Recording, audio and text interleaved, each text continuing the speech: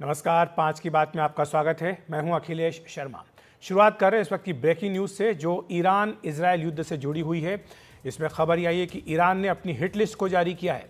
इसमें Iran Israel के वो तमाम बड़े चेहरे शामिल हैं जिस पर कि ईरान निशाना लगाना चाहता है और ईरान के खुफिया विभाग ने ये लिस्ट जारी की है। इसमें इजराइल के तमाम आला नेताओं की हिट लिस्ट बनाई गई है।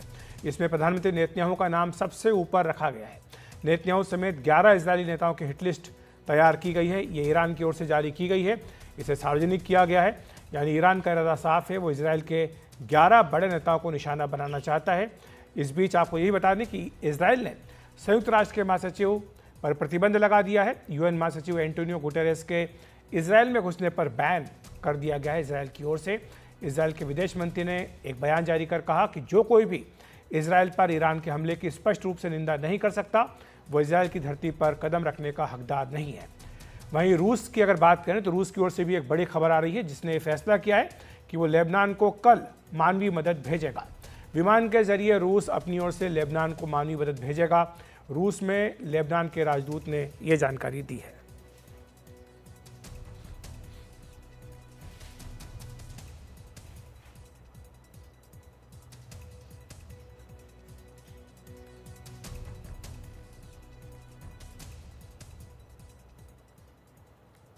और अब बड़ी खबर यह है और बड़ा सवाल भी यही है कि क्या इजराइल जवाबी हमला करेगा? अगर करेगा तो कब करेगा, किस तरह से करेगा, क्या शक्ल होगी इजरायली जवाबी हमले की?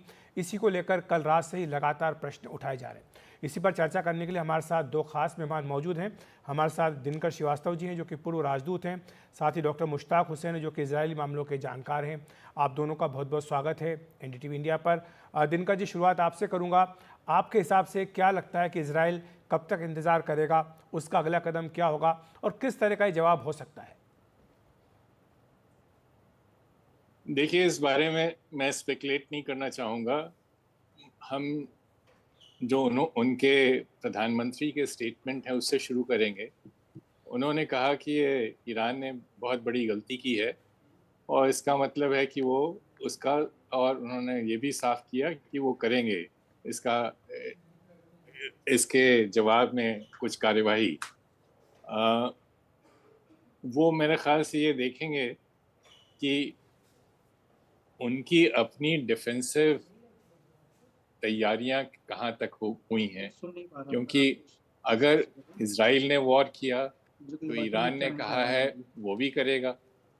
तो उनके लिए ज़रूरी है कि ये देखें कि वो कहाँ तक उनकी अपनी रक्षात्मक तैयारियां हैं, और उसके अलावा वो ये भी कोशिश करेंगे असेस करने की कि अगला वार कितना घातक हो सकता है। जी, क्योंकि जो भी मिलिट्री कैलकुलस होता है उसमें ये देखना ज़रूरी है कि हम ना सिर्फ अपना वार कर सकें बल्कि दूसरे के वार को संभालने की क्षमता भी हो।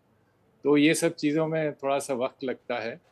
वो उन्होंने कहा है कि वो अपना अपना समय निश्चित करके करेंगे। और लास्ट टाइम भी आपने देखा होगा कि ईरान के, जब इन्होंने पिछली बार ये मिसाइल एक्सचेंज हुआ था तो काफ़ी वक्त था बीच में, और उम्मीद है कि इस दौरान और राष्ट्र हस्तक्षेप करके ये एस्केलेशन इसको रोक पाएंगे। जी। डॉक्टर मुश्ताक हुसैन, यही प्रश्न आपसे भी, क्योंकि जिस बात का जिक्र दिनकर जी कर रहे थे, अप्रैल में ये हमला किया गया था ईरान की ओर से, और जब इजराइल की ओर से एक कार्रवाई भी की गई थी तो उसके बाद अमेरिकी राष्ट्रपति बाइडेन की ओर से बयान भी आया था कि जो आपको हासिल करना था आप हासिल कर चुके हैं। लेकिन इस बार हालात थोड़े से फ़र्क दिखाई दे रहे हैं।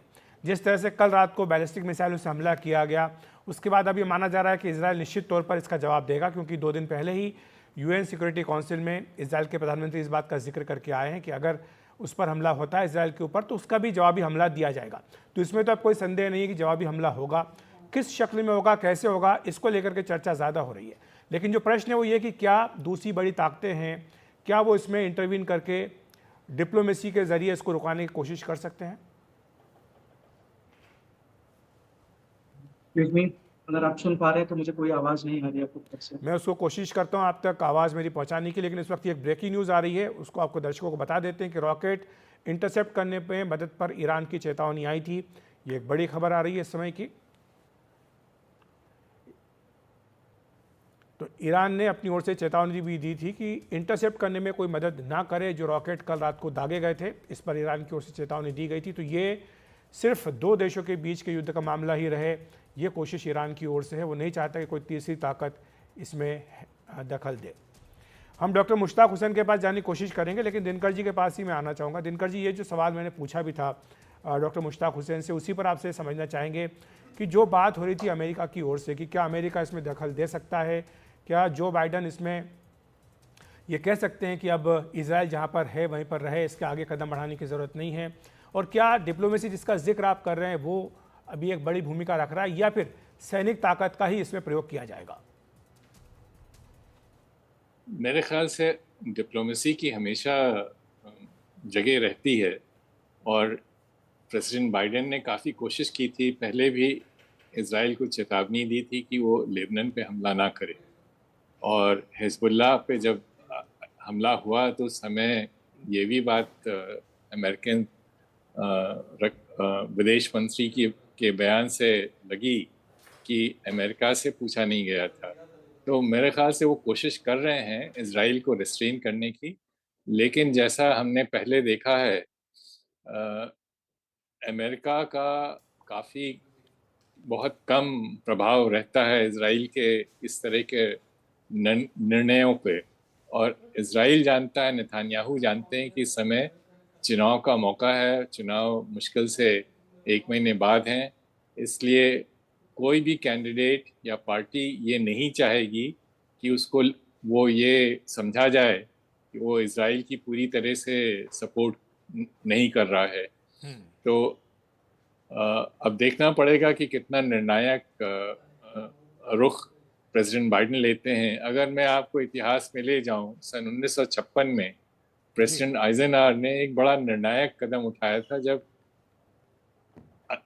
इंग्लैंड और फ्रांस ने इजराइल से मिलके इजिप्ट पे अटैक किया था, और प्रेसिडेंट आइजनहावर ने ये क्लियर कर दिया था कि अमेरिका इस तरह इसको नहीं सपोर्ट करेंगे, और उसके उसी के की वजह से वो अटैक जो था, इन्वेजन, वो कॉल ऑफ कर दिया गया, उसको रोक दिया गया। अब इस समय तो ये स्थिति नहीं लग रही है कि प्रेसिडेंट बाइडेन इस तरह का कोई निर्णायक कदम उठा पाएंगे, खासतौर से इलेक्शन के पहले। तो लगता तो ये है कि अगर इसमें और एस्केलेशन हुआ तो अमेरिका कम से कम उनके इजराइल के बचाव के लिए आगे आएगा। हालांकि ये भी अमेरिका ने साफ कर दिया था पिछली बार कि वो सिर्फ डिफेंसिव एक्शन में साथ देगा, इजराइल के ऑफेंसिव एक्शन में वो नहीं साथ देगा। तो इस वक्त एक बड़ी ब्रेकिंग न्यूज़ आ रही है, उसके बारे में दर्शकों को बता देते हैं। जर्मनी ने अपने सभी नागरिकों से कहा है कि वो ईरान को छोड़ दें। यह इस वक्त की बड़ी खबर है कि जर्मनी ने अपने सभी नागरिकों से ईरान छोड़ने के लिए कहा है, और इसी के साथ इसराइल की मदद के लिए अमेरिका और यूके पर निशाना साधा है ईरान ने, और स्पष्ट तौर पर कहा है कि ये जो कदम उठाया गया था इसमें कोई भी हस्तक्षेप नहीं होना चाहिए, मिसाइल को इंटरसेप्ट नहीं करना चाहिए था। ये ईरान की ओर से कल रात को ही चेतावनी दे दी गई थी। वो नहीं चाहता है कि इसमें अमेरिका और यूके दखल दें। और हमारे साथ डॉक्टर मुश्ताक हुसैन भी जुड़ गए हैं। मुझे बताया गया कि उन तक हमारी आवाज़ अब जा रही है। डॉक्टर मुश्ताक हुसैन, आपसे यही प्रश्न पूछना चाहेंगे, जिस तरह से ईरान चेतावनी दे रहा है अमेरिका को, यूके को, कि वो इसमें दखल अंदाजी ना करे और जो मिसाइल थी उनको इंटरसेप्ट करने की कोशिश ना करे, यानी वो चाहता कि ये जो जंग है ये सिर्फ ईरान और इसराइल के बीच में ही हो, इसराइल का साथ देने के लिए उसकी जो ताकतें हैं जो हमेशा से आती हैं, चाहे अमेरिका हो चाहे यूके, वो ना आए। तो वो ये साफ तौर पर चेतावनी दे रहा है, लेकिन आपको लगता है कि उसकी जो चेतावनी वो काम करेगी? अमेरिका और यूके अपने आप को अलग रखेंगे इससे? जी नहीं, बिल्कुल भी नहीं। इसकी कोई गुंजाइश नहीं है कि अमेरिका और यूके या बाकी जो यूरोपियन कंट्रीज हैं वो इसराइल का साथ ना दे इस मौके पे। जैसे भी श्रीवास्तव सर ने भी कहा कि अमेरिका में खासकर ये अभी इलेक्शन का मौका है, और चाहे वो डेमोक्रेटिक कैंडिडेट हो या रिपब्लिकन कैंडिडेट हो, कोई ये अफोर्ड नहीं कर सकता कि उनके खिलाफ ये आरोप लगाया जाए कि उन्होंने मुश्किल वक्त पे इसराइल का साथ नहीं दिया है। और यही चीज यूरोपियन पावर्स के लिए भी अप्लाई होती है। यूरोपियन पावर्स में चाहे उनकी जनता कई बार ह्यूमैनिटेरियन लेवल पे फिलिस्तीन का साथ दें या फिर बाकी अरब कंट्रीज का साथ दें, और इस केस में जैसे लेबनान का साथ दें, लेकिन कोई भी यूरोपियन गवर्नमेंट कभी ये डिसीजन नहीं लेगा कि ईरान की तरफ से होने वाले अटैक्स में वो इसराइल का साथ ना दें। ईरान के लिए जो एक गुडविल होता है वो यूरोपियन कंट्रीज में बहुत कम है। अमेरिका में स्पेशली रिपब्लिकन पार्टी के सपोर्टर्स में डोनाल्ड ट्रंप के प्रेसिडेंसी के बाद से तो और भी कम हो गया है। जैसे हमने देखा था कि प्रेसिडेंट डोनाल्ड ट्रंप ने अमेरिका को अपने तरफ से ही यूनिलैटरली उन्होंने एक जो समझौता हुआ था ईरान के न्यूक्लियर प्रोग्राम को लेकर, उससे वो पीछे हट गए थे और तब से दोबारा से सैंक्शंस लगे हैं। तो ईरान का सपोर्ट अमेरिका, यूके या बाकी यूरोपियन कंट्रीज नहीं करने वाले, वो इसराइल के साथ ही खड़े होंगे।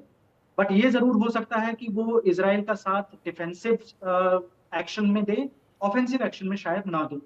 जी, एक दूसरा प्रश्न जो उठ रहा है इसराइल की संभावित जवाबी कार्रवाई को लेकर, हमने ये भी देखा कि वहाँ पर इसराइल के अपने अगर घरेलू हालात की बात करें तो एक तरह की बड़ी कंसेंसस बनती दिखाई दे रही है। वहाँ पर विपक्षी पार्टियां भी इस मत में हैं कि इजराइल को जवाब देना चाहिए और बड़ा जवाब देना चाहिए।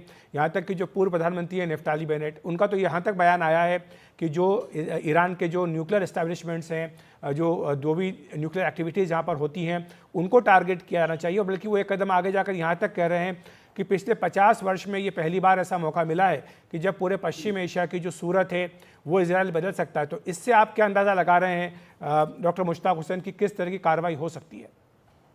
देखिए, जैसे नेतन्याहू ने पहले कई बार कहा है, वो एक फ्रेज बहुत बार यूज करते हैं कि all options are on the table, कि सारे ऑप्शन हमारे पास हैं।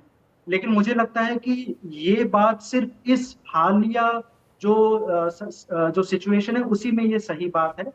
अमेरिका उनके साथ है, यूरोप उनके मेजॉरिटी ऑफ कंट्रीज उनके साथ हैं, और सबसे बड़ी बात कि इसराइल के डोमेस्टिक पॉलिटिक्स में जितने भी ऑपोजिशन पार्टी वो भी उनके साथ है। देखिए, यहाँ ये समझना बहुत जरूरी है कि इसराइल की डोमेस्टिक पॉलिटिक्स में हमास की तरफ, हिजबुल्लाह की तरफ क्या एक्शन लेना चाहिए, इस पे कई बार मतभेद हो सकते हैं। लेकिन जब बात ईरान की आती है तो चाहे वो लेबर पार्टी हो, चाहे प्रो पैलेस्टीनियन पीस पार्टीज भी क्यों ना हो, वो सब के सब एकजुट हो जाते हैं और उनका ये मानना है कि कोई भी देश इसराइल के लिए इस तरह का खतरा पैदा नहीं करता जैसा ईरान करता है। और ईरान अगर न्यूक्लियर पावर बन जाता है, न्यूक्लियर बॉम्ब बना देता है, तो वो इसराइल के लिए एक एग्जिस्टेंशियल थ्रेट बन जाता है। इस बात पे कंप्लीट यूनैनिमिटी है, चाहे वो नेतन्याहू या उनके साथ के कट्टरपंथी पार्टीज हो, राइट विंग पार्टीज हो या सेंट्रिस्ट पार्टी हो। इसीलिए जैसे आपने कहा कि नेफ्ताली बेनेट भी जो कह रहे हैं, वो इसराइल में पूरी जनता में ये बात मानी जाती है कि हमारे लिए अगर कोई सबसे बड़ा खतरा है तो वो ईरान है, और स्पेशली न्यूक्लियर पावर्ड ईरान। और इसीलिए नेफ्ताली बेनेट ने ये कहा कि हमको ईरान के न्यूक्लियर एस्टैब्लिशमेंट पे भी अटैक करना चाहिए। हमने ये देखा है पिछले दशक में कि एक बार इसराइल ऐसा कर चुका है। इसराइल की खुफिया एजेंसीज ने अमेरिका की खुफिया एजेंसीज के साथ मिलके ईरान के न्यूक्लियर एस्टैब्लिशमेंट पे एक साइबर अटैक किया था, जिसे स्टक्सनेक्स्ट कहते हैं। और उस साइबर अटैक की वजह से ईरान का पूरा जो न्यूक्लियर एस्टैब्लिशमेंट है वो कई महीनों तक नाकाम हो गया था, वो काम नहीं कर पा रहा था। अब दोबारा से वैसा ही साइबर अटैक करना मुश्किल होगा। इसराइल के पास अभी इतनी बड़ी क्षमता शायद नहीं है कि वो जो अंडरग्राउंड न्यूक्लियर फैसिलिटीज हैं उनको एयर स्ट्राइक के थ्रू नेस्तनाबूद कर सके। तो ये किसी तरह का एक सीक्रेट मिशन ही होगा या फिर कोई कमांडो रेड हो सकती है, लेकिन इसके बियॉन्ड एक मेजर लेवल पे ग्राउंड इनकर्जन नहीं हो सकता। एयर स्ट्राइक्स से ईरान का पूरा न्यूक्लियर एस्टैब्लिशमेंट तबाह नहीं किया जा सकता। लेकिन मुझे लगता है कि नेतन्याहू सरकार डेफिनेटली ईरान के न्यूक्लियर एस्टैब्लिशमेंट पे किसी न किसी तरह से डायरेक्ट या इनडायरेक्ट टारगेट जरूर करेगा। जी, तिनका जी, इसी बात को अगर आगे बढ़ाएं तो जो एक बात कही जाती थी कि अभी तक ईरान जो है वो प्रॉक्सीज के जरिए इसराइल से युद्ध लड़ रहा था, चाहे हमास हो चाहे हिजबुल्ला हो। लेकिन जिस तरह से इसराइल ने हिजबुल्ला के ऊपर अटैक किया, उनके टॉप लीडर को ख़त्म किया, उसके बाद ये कहा जा रहा है कि हिजबुल्ला की कमर इसराइल ने तोड़ दी है। और यही कारण है कि जो प्रॉक्सीज है उनके हटने से, जो कि अभी तक फ्रंट में रहते थे, अब सीधे ईरान जो है वो इसराइल की जद में आ गया है, उनके ऊपर सीधा अटैक अब इसराइल कर सकता है। तो ये एक बड़ी बात कही जा रही है कि इसके कारण जो है ईरान के ऊपर अब ज़्यादा दबाव होगा। और दूसरा दबाव ये भी है कि क्या ये बात बार बार कही जा रही थी कि जो हमला इजराइल कर रहा है, चाहे हमास पर करे, चाहे हौतीस पे करे या हिजबुल्लाह के ऊपर करे, उसका जवाब देने के लिए ईरान बाध्य हुआ है ताकि ये मैसेज जाए कि वो इनके साथ खड़ा है। देखिए, जो आपने इन सिचुएशंस का जिक्र किया उसमें एक चीज़ रह गई जी। वो ये था कि पैलेस्टीनियन नेता उनकी हत्या हुई जब वो तेहरान विज़िट कर रहे थे, और ये ईरान का कहना है कि उनकी सॉवरेनिटी पे ये सीधा वार था, और उसके बाद भी उन्होंने रेस्ट्रेंट अपना दिखाया जी। और ये अभी जो यूएन जनरल असेंबली सेशन चल रहा था उसमें भी ईरानियन प्रेसिडेंट ने अपने स्टेटमेंट में कहा कि वो आणविक समझौते पे दोबारा से राज़ी होने के लिए तैयार हैं, और आणविक समझौता उन्होंने खैर तोड़ा भी नहीं था, वो तो अमेरिका की तरफ से तोड़ा गया था। तो ये दोनों चीज़ें इस बात को प्रकट करती हैं कि ईरान ने काफ़ी पेशेंस एक्सरसाइज की है, और मैं ये नहीं इस स्टेज पे अभी इतनी जल्दी नहीं जाना चाहूँगा कि ये कहें कि इज़राइल ईरान के न्यूक्लियर एस्टैब्लिशमेंट्स में अटैक करेगा। उसको पता है कि इसके परिणाम बहुत गंभीर होंगे। तो मेरे ख्याल से अभी तो दोनों तरफ कुछ हद तक उनके डोमेस्टिक कंपल्जन्स हैं दोनों साइड्स के, कुछ हद तक उनके मिसकैलकुलेशन हो सकता है। इज़राइल में जो अभी बात हुई कि उनका ऑपोजिशन भी गवर्नमेंट को सपोर्ट कर रहा है, ऑपोजिशन की सपोर्ट गवर्नमेंट तक के लिए तब तक रहती है जब तक उन्हें लगता है कि ये कोई बाजी जीतने की बात है। जहां बाजी हारने की बात होती है वो अक्सर ऑपोजिशन किनारे हो जाता है। हालांकि इज़राइल में नेशनल कंसेंसस ईरान पे है, तो मेरे ख्याल से अभी वो इस स्टेज पे नहीं जाएंगे कि उन न्यूक्लियर इंस्टॉलेशंस पे अटैक करें। और ईरान ने हनीय की मृत्यु के बाद 1 महीने से ऊपर कोई रिएक्शन नहीं दिया, और इसके बाद उनके प्रेसिडेंट ने अपने यूएनजीए स्टेटमेंट में फिर से समझौते की बात की। इससे साफ प्रकट है कि उसको तो एकदम it has been pushed into a corner, कि उनके पास कोई चारा ही ना रहे उनकी क्रेडिबिलिटी पे, क्योंकि ये उनके ऑफिशियल स्टेटमेंट में उन्होंने ये साफ कहा है कि उन्होंने हनीये पे तेहरान में जो अटैक हुआ था उसको ईरान की सॉवरेनिटी पे अटैक कहा है, और अपने एक्शन को सेल्फ डिफेंस कहा है। तो मेरे ख्याल से अभी तक तो उन्होंने काफ़ी रेस्ट्रेंट दिखाया है, अब आगे देखते हैं क्या होता है। जी, हालांकि दिनकर जी, जिम्मेदारी इजराइल ने नहीं ली थी उसकी, जो जिस हमले का आप जिक्र कर रहे हैं, इजराइल ने उस बारे में कोई ऑफिशियली नहीं कहा। ये तो साहब सोचने की बात है, किसने जाके हनीये को तेहरान में मार दिया, किसका, और उन्होंने कभी डिनाई भी नहीं किया। ये तो उनकी पॉलिसी है कि ना वो एक्सेप्ट करते ना डिनाई करते हैं। ये बड़ा मतलब सर्कमस्टेंशियल एविडेंस से बहुत क्लियर है कि हनीये के असैसिनेशन की जिम्मेदारी इजराइल पे ही है। उन्होंने कभी इस बात को डिनाई नहीं किया। जी, दिनकर जी, आप हमारे साथ बने रहिए। डॉक्टर मुश्ताक हुसैन, आप भी हमारे साथ जुड़े रहिए। हम एक छोटा सा ब्रेक ले रहे हैं, ब्रेक के बाद हम इसी खबर पर वापस चर्चा करेंगे।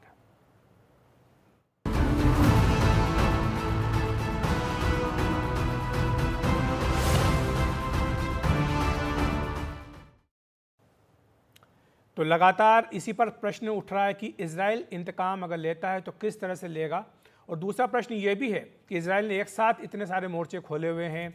इस बीच ये भी बड़ी खबर आ रही है कि फिर से रॉकेट हमले की धमकी दी गई है। इजराइल को ईरान की ओर से रॉकेट हमले की धमकी दी गई है। ईरान के जॉइंट चीफ ऑफ स्टाफ ने कहा है कि ये एक बार फिर से हमला किया जा सकता है, कि अगर इजराइल जवाबी हमला करता है तो वो इससे भी, जो कल हमला किया गया था उससे भी ज़्यादा बड़ा हमला इजराइल के ऊपर करेगा। तो ये चेतावनी दी गई है ईरान की ओर से, एक बार फिर से रॉकेट हमले की चेतावनी इजराइल को दी गई है। और हमारे मेहमान दिनकर श्रीवास्तव जी, पूर्व राजदूत, डॉक्टर मुश्ताक हुसैन, इजरायली मामलों के जानकार, हमारे साथ लगातार बने हुए हैं। दिनकर जी, ये जो मामला है अब ठंडा नहीं हो रहा है, एक के बाद एक जो बयान है वो आ रहे हैं, और अब जो ईरान के प्रमुख हैं, रक्षा प्रमुख हैं, उन्होंने स्पष्ट तौर पर कहा है कि अगर इसराइल जवाबी कार्रवाई करता है तो वो कल जो हमला हुआ था उससे भी भीषण हमला इसराइल के ऊपर करेगा। जी हाँ, मगर उसका ऑपरेटिव वर्ड है अगर। जी, अगर इसराइल करता है, पिछली बार इसराइल ने ईरान के अटैक के बाद एक छोटा सा सिंबॉलिक अटैक किया था, तो अगर इस बार रेस्ट्रेंट हो जाता है, देखिए दोनों पक्षों को अपने फेस सेविंग की ज़रूरत है। तो ईरान पे हनीये की मृत्यु के बाद उनके अपने दोस्तों को कहना था वो दोस्तों का साथ नहीं दे रहे हैं, और उनकी जनता का भी दबाव था, तो उन्होंने अपना एक वो नसरुल्लाह के बाद उन्होंने अपना अटैक किया। अब इज़राइल के पास ऑप्शन है कि इसको एस्केलेट करें, वो एस्केलेट तब करेगा अगर उसका कैलकुलेशन है कि वो जीत के रास्ते पे है। अगर ये एक इनडिसाइसिव रहा और इसके रिएक्शन में ईरान का फिर से अटैक हुआ, तो इसके मतलब तो यही होगा कि इज़राइल ने एक तीसरा फ्रंट खोल दिया है बिना किसी संभावित जीत की अपेक्षा करते हुए। तो अगर जहाँ तक भी रैशनल डिसीजन मेकिंग की बात है, वो ऐसा करने से हिचकिचाएगा। जी, और ईरान ने पहले कहा था कि ये इस हमले के फौरन बाद कि उनका हमला ख़त्म हो गया है, दोबारा हमला करने की बात तब शुरू हुई है जब इज़राइल ने फिर से कहना शुरू किया कि वो कार्यवाही करेगा। जी। तो डॉक्टर मुश्ताक हुसैन, जो बात दिनकर जी कह रहे हैं उसमें बहुत ही दिलचस्प शब्द का प्रयोग उन्होंने किया है, विजय का, जीत का, कि जब इजराइल को ये भरोसा हो जाए कि वो जीतेगा तब वो आगे की कार्रवाई और बड़ी कार्रवाई करेगा। ये आपसे ये समझना चाहेंगे कि ये जो जीत है ये किस तरह से डिफाइन की जाएगी, अगर इजराइल की हो या ईरान की हो, जिसकी भी हो, इस पूरे कॉन्फ्लिक्ट में या युद्ध में जीत जो है उसको कैसे डिफाइन किया जाएगा? देखिए, शॉर्ट टर्म और लॉन्ग टर्म में दो अलग अलग मतलब हो सकते हैं इस बात के। शॉर्ट टर्म में अभी जिस तरह के कदम उठाए हैं नेतन्याहू सरकार ने, उनके लिए जीत के दो मतलब हैं। एक कि गाजा में जितने भी बंधक अभी भी हैं 110 के आसपास, उनको वापस लाया जाए, और उत्तरी सीमा में, लेबनान से लगी हुई सीमा में जो 63,000 इजरायलियों को घर छोड़कर रेफ्यूजी कैंप में रहना पड़ रहा है, वो वापस जा पाए, और आगे आने वाले कुछ हफ्तों में, महीनों में कोई खतरा ना हो कि उनके ऊपर दोबारा से रॉकेट अटैक्स हों। अगर ऐसा होता है तो ये शॉर्ट टर्म में जीत होगी, जिसके बाद इजराइल लेबनान में अटैक करना, हिजबुल्ला के ठिकानों पे, हिजबुल्ला के लीडरशिप पे अटैक करना रोक सकता है, प्रोवाइडेड उसके बाद और कोई काउंटर रिटेलिएशन ना हो किसी से भी, चाहे वो हिजबुल्ला हो, चाहे वो हूथी हो, या चाहे वो ईरान हो। ये शॉर्ट टर्म। लेकिन अभी कुछ वक्त पहले जो आपने एक सवाल पूछा था कि इजराइल में जो विपक्ष के लोग हैं, स्पेशली नफ्ताली बेनेट, उन्होंने भी एक बात कही कि इजराइल के पास कई दशकों में पहली बार मौका आया है कि वो पूरे मिडिल ईस्ट का एक अरेंजमेंट को बदल सके, पूरे जी, मिडिल ईस्ट के पावर स्ट्रक्चर को बदल सके। वो उनका लॉन्ग टर्म जीत की तरफ इशारा करता है। लॉन्ग टर्म जीत इजराइल के लिए दो तरह से है। एक, उनके एग्जिस्टेंस को कोई खतरा ना हो, चाहे वो वर्बल ही क्यों ना हो। ईरान के पास अभी इतनी कैपेबिलिटी नहीं है कि वो इजराइल का खात्मा कर सके, लेकिन ईरान के लीडर्स चाहे ना चाहे हर कुछ वक्त में इस तरह के स्टेटमेंट देते हैं जो सिर्फ वर्बल खतरा है, लेकिन इजराइल उसको ऐसे प्रेजेंट करता है कि हमारे लिए ये ये मृत्यु और जीवन के बीच की बात हो जाती है। दूसरा, उनके लिए लॉन्ग टर्म जीत तब होगी जब आसपास के सारे देश इजराइल की एग्जिस्टेंस को एक्सेप्ट करें, उनके साथ डिप्लोमेटिक रिलेशन स्टैब्लिश करें। और इसी में जो हमने देखा था कि 2 साल पहले जो अब्राहम अकॉर्ड्स हुए थे, जिसमें यूएई और आसपास के जो खाड़ी के सुन्नी मुस्लिम देश है, उन्होंने इजराइल को रिकग्नाइज किया था। तो इजराइल का रिकग्निशन और इजराइल की एग्जिस्टेंस पे कोई मिलिट्री थ्रेट ना होना, ये लॉन्ग टर्म जीत है। इसमें से जो शॉर्ट टर्म जीत है वो अभी हासिल करने की उम्मीद है इसराइल के पास। लॉन्ग टर्म जीत मुझे नहीं लगता कि वो लोग हासिल कर पाएंगे जब तक ईरान में सुप्रीम लीडर्स हमेशा आयतुल्ला रहेंगे। उनके लिए बहुत जरूरी होगा, उनके एक नेशनल नैरेटिव का पार्ट है इसराइल का अपोजिशन करना और फिलिस्तीनियों का सपोर्ट करना, वो नहीं बदलने वाला। जब तक वो नहीं बदलेगा तब तक लॉन्ग टर्म जीत इसराइल हासिल नहीं कर सकता, और खासकर किसी मिलिट्री कैंपेन के थ्रू ईरान के ऊपर अटैक करके तो वो जीत हासिल नहीं कर सकता। जी। ईरान के ऊपर अटैक अगर वो करते भी, चाहे वो डायरेक्ट या इनडायरेक्ट, जैसे मैंने कहा कि या तो मिसाइल स्ट्राइक, एयर स्ट्राइक, या फिर साइबर अटैक, या कोई क्लैंडस्टाइन अटैक, वो जो भी अटैक होगा उससे बस उन्हें कुछ वक्त मिल जाएगा। वो ईरान के न्यूक्लियर प्रोग्राम या ईरान के बाकी ऑब्जेक्टिव्स को थोड़ा पीछे धकेल पाएंगे, उनको परमानेंटली रिजॉल्व नहीं कर पाएंगे। शुक्रिया आपका डॉक्टर मुश्ताक हुसैन, हमारे साथ जुड़ने के लिए, विस्तार से समझाने के लिए, बारीकी से समझाने के लिए इस पूरे मसले को। और दिनकर जी आपका भी बहुत बहुत धन्यवाद हमारे साथ जुड़ने के लिए। एक ब्रेक ले रहे हैं, ब्रेक के बाद तुरंत हाजिर होते हैं।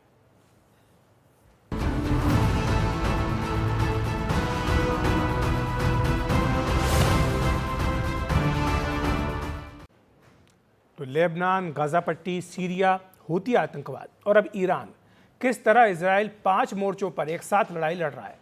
कल के ईरानी हमले के बाद क्या इजराइल ईरान को करारा जवाब देगा। इजराइल के युद्ध के 5 फ्रंट, 5 मोर्चे अलग अलग, देखिए इस रिपोर्ट में।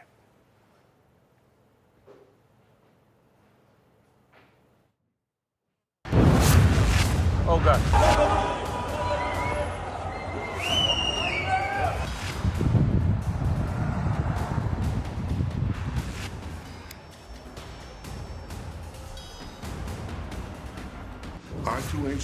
जिस वक्त इजराइल के प्रधानमंत्री बेंजामिन नेतन्याहू ये बता रहे थे कि ईरान से तो पुराना भाईचारा है, उसी वक्त ईरान इजराइल के ऊपर मिसाइलों की हमले को अंजाम दे रहा था। इजराइल पर ईरानी मिसाइलों के अंधाधुंध हमले के बाद ये तय हो गया कि अब युद्ध और आक्रामक होगा। इसी के साथ ये भी साफ हो गया कि इजराइल के युद्ध के 5 फ्रंट खुल गए हैं। इजराइल के युद्ध का एक फ्रंट लेबनान है, जिसमें उसने मंगलवार को ही मैदानी युद्ध के लिए प्रवेश किया है। इजराइल के युद्ध का दूसरा फ्रंट गाजा पट्टी है, जिसमें हमास के ठिकानों पर हमला करके वो पिछले साल के 7 अक्टूबर के हत्याकांड का बदला चुकाना चाहता है। इजराइल के युद्ध का तीसरा फ्रंट सीरिया है, जिसकी राजधानी दमिश्क पर उसने बम बरसाए हैं। इजराइल के युद्ध का चौथा फ्रंट हूती आतंकवादी है, जिनके ठिकानों पर इजराइल ने ताबड़तोड़ हमले किए। और इजराइल के युद्ध का 5वां फ्रंट अब ईरान के साथ खुलने जा रहा है, जिसने मंगलवार की शाम होते होते इजराइल की धरती पर मिसाइल दागने शुरू कर दिए। एक रिपोर्ट के मुताबिक दावा किया जा रहा है कि इजराइल पर ईरान की तरफ से 400 मिसाइलें दागी गई, लेकिन इजराइल का दावा है कि मिसाइलों की संख्या 200 रही होंगी, जिनमें कईयों को उसने मार गिराया। इजराइल का ये भी दावा है कि अब हमले नहीं हो रहे होंगे।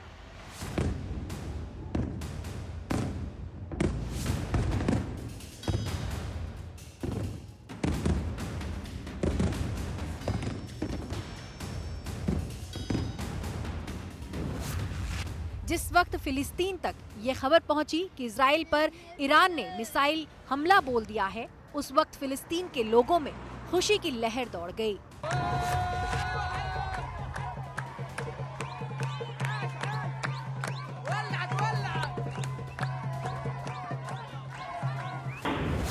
फिलिस्तीन के लड़ाका संगठन हमास ने पिछले साल 7 अक्टूबर को इजराइल पर हमला किया, जिसमें हजारों की मौत हो गई थी।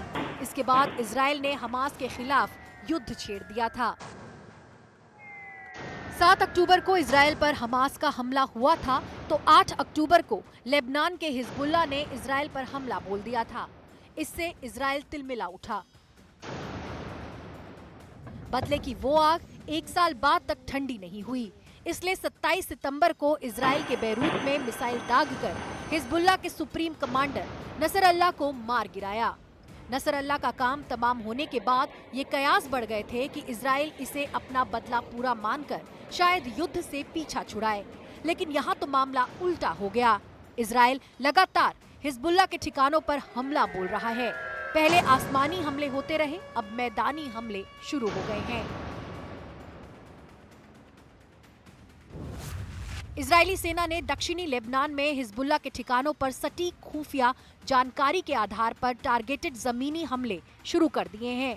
इजरायली सेना के मुताबिक ये लक्ष्य सीमा के नजदीक गांवों में स्थित हैं। इसकी वजह उत्तरी इजराइल में इजरायली लोगों के लिए खतरे से बचाव बताया जा रहा है।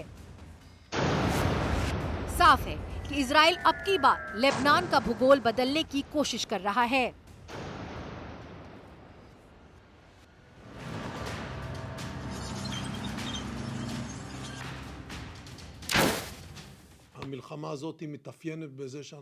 इजराइल डिफेंस फोर्स उत्तरी इजराइल में अपने नागरिकों के लिए हिजबुल्लाह के खतरे को देखकर उत्तरी सीमा पर सीमित और टारगेटेड छापे मार रही है। ये स्थानीय जमीनी छापे हिजबुल्लाह के गढ़ों को निशाना बनाएंगे, जो हमारी सीमा के साथ इजरायली कस्बों, किबुत्स और समुदायों को धमकी देते हैं। हिजबुल्लाह ने इजरायली गांवों के सामने वाले लेबनानी गांवों को सैन्य ठिकानों में बदल दिया है। हिजबुल्लाह ने उन गांवों को इजरायली घरों में 7 अक्टूबर की शैली में आक्रमण के लिए मंच के रूप में उपयोग करने की तैयारी की थी। इजरायली समुदायों पर हमला करने और निर्दोष पुरुषों, महिलाओं, बच्चों आदि का नरसंहार करने की योजना बनाई थी। दशकों से संयुक्त राष्ट्र सुरक्षा परिषद के प्रस्तावों ने लेबनान से यह सुनिश्चित करने का आह्वान किया है कि उसका क्षेत्र 2006 से गैर सरकारी सशस्त्र समूहों से मुक्त हो, जिस पर इजराइल और लेबनान सहमत हैं। अब आवश्यक है कि दक्षिणी लेबनान में लेबनान सरकार और UNIFIL के अलावा कोई भी हथियार न हो। भले ही कुछ समय पहले तक अमेरिका युद्ध विराम की दुहाई दे रहा था, लेकिन लेबनान के खिलाफ इजराइल की इस मैदानी जंग में अमेरिका भी खुल्लम खुल्ला समर्थन दे रहा है।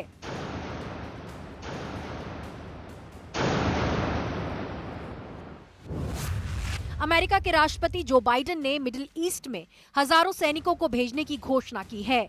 अमेरिकी रक्षा विभाग के अधिकारियों ने कहा है कि अतिरिक्त बल क्षेत्र में पहले से मौजूद 40,000 अमेरिकी सैनिकों की सुरक्षा बढ़ाएंगे और इजराइल की रक्षा में मदद करेंगे।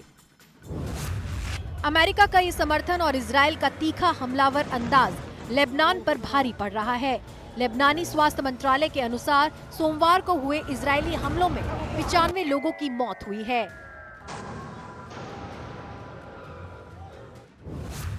और अभी आलम यह है कि लेबनान में जमीनी हमलों के साथ ही इजराइल के हवाई हमले भी जारी हैं। सोमवार को इजराइल ने लेबनान की राजधानी बेरूत के इंटरनेशनल एयरपोर्ट से करीब 1.5 किलोमीटर दूर स्थित जमीन से हवा में मार करने वाली मिसाइल लॉन्चर फैसिलिटी को तबाह कर दिया। इजरायली सेना ने शनिवार को हुए हमले में हिजबुल्लाह के मीडियम रेंज रॉकेट यूनिट के कमांडर ईद हसन नशर के मारे जाने का भी दावा किया है। साथ ही हिजबुल्लाह के प्रिसीजन मिसाइल यूनिट के कमांडर, डिप्टी कमांडर और दूसरे आतंकियों के मारे जाने का भी दावा किया है।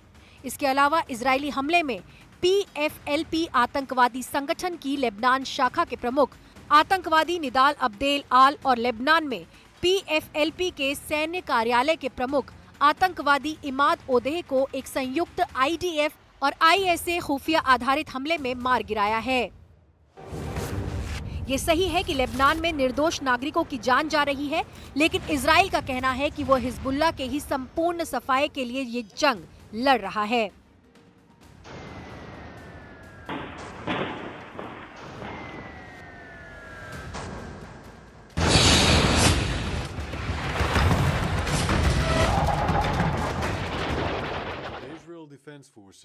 हम अपने टास्क को नहीं भूलते, यहाँ तक कि क्षेत्र में भौतिक परिवर्तन से संबंधित हो तो भी नहीं भूलते। लेकिन सबसे ऊपर बंधकों को घर वापस लाना हमारी प्राथमिकता है। यह प्रथम श्रेणी का एक नैतिक मूल्य आधारित यहूदियों का राष्ट्रीय मिशन है और निश्चित रूप से उत्तर में अपने घरों में निवासियों की वापसी का लक्ष्य है। Hezbollah turned Lebanese villages next to Israeli villages. एक तरफ हमास से इजराइल का युद्ध है, दूसरी तरफ हिजबुल्लाह से है, तो तीसरी तरफ यमन के हूतियों से भी है। यमन में हूती के ठिकानों पर इजराइल ने हमला किया, जिसमें पावर स्टेशन और पोर्ट को निशाना बनाया गया। बंदरगाह शहर हुद्देदाह पर हमले के बाद आग और धुएं का बड़ा गुबार देखा गया। लास ईसा पर भी हमला किया गया। इससे इन जगहों पर बिजली चली गई। इजराइल का कहना है कि वो हूती के ऐसे ठिकानों को निशाना बना रहा है जहां ईरान से हथियार की सप्लाई होती है। हूती लाल सागर से गुजरने वाले जहाजों को तो निशाना बनाता ही रहा है। एक दिन पहले ही उसने तेल अवीव के बिन गुरियन एयरपोर्ट तक मिसाइल दागी, जिसे हवा में ही रोक लिया गया। इसके बाद ही इजराइल ने हूती पर भी हमला शुरू किया है। यमन के हूतियों की तरह ही इजराइल ने एक हमला सीरिया पर भी बोला है।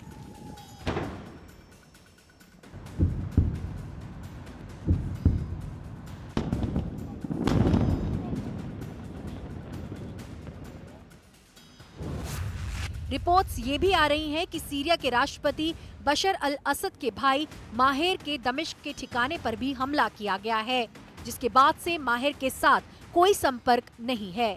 माहिर सीरियाई सेना के 4th डिवीजन का कमांडर है। लेकिन इन तमाम युद्धों के बीच ये लग रहा था कि इजराइल ईरान के साथ बेहतर संबंध चाहता है।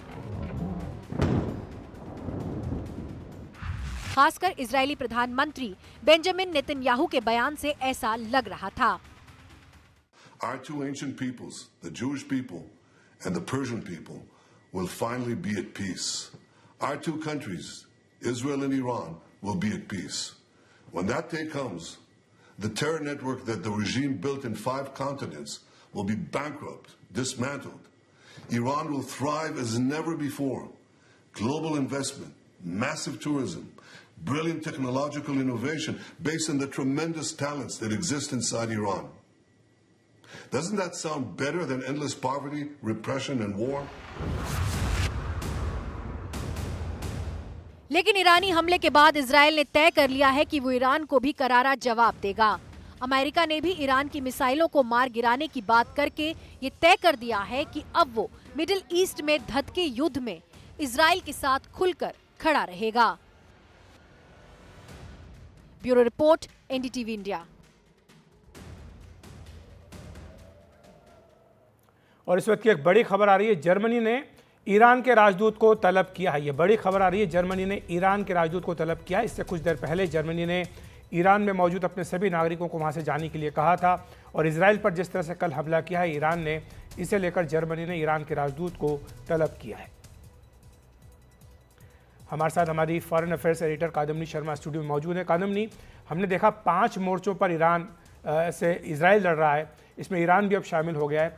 क्या लगता है कि किसी के सपोर्ट के बिना तो जाहिर सी बातें हो नहीं सकता, और सपोर्ट अमेरिका की बात हो रही कि अमेरिका का सपोर्ट है, लेकिन अमेरिका में जिस तरह से घरेलू समस्याएं हैं या कहें कि चुनाव चल रहा है, क्या लगता है किस हद तक अमेरिका साथ दे पाएगा इजराइल का? देखिए, अमेरिका के पास कोई विकल्प नहीं है, उसको साथ देना होगा, क्योंकि इस पूरे इलाके में इजराइल एक ऐसा देश है जिसके साथ वो कंफर्ट लेवल पर है, जहां पर वो मजबूती से कदम जमाए हुए है। बाकी जो देश हैं उनके साथ किसी न किसी मसले को लेकर ऐतिहासिक समस्याएं हैं, और उनसे अभी जो डेवलप हो रहे हैं रिश्ते, वो नए इकोनॉमिक फ्रंटियर्स के कारण हो रहे हैं, लेकिन उसमें शायद वक्त लगेगा। तो अभी इजराइल जो है उसके बारे में अमेरिका को पता है कि उस पर वो निर्भर कर सकता है। दूसरी तरफ जिस तरह से मदद वो कर रहा है उसकी वजह यह है कि इजराइल के लिए ये एक एग्जिस्टेंशियल क्राइसिस है। अगर अमेरिका मदद नहीं करेगा तो इजराइल उस क्षेत्र में सरवाइव नहीं कर सकेगा, इसलिए अमेरिका उसकी मदद कर रहा है। और उस दोनों के लिए ये एक तरह से आपसी जो फ़ायदे हैं वो नज़र आते हैं, और आपसी रिश्ते भी जो हैं उसके कारण ये होता रहेगा, उसमें वो पीछे नहीं हटेगा। शुक्रिया कादम्बनी आपका। और एक छोटा सा ब्रेक ले रहे हैं, ब्रेक के बाद हम तुरंत हाजिर होते हैं। इसी बड़ी खबर पर लगातार बने हुए हैं।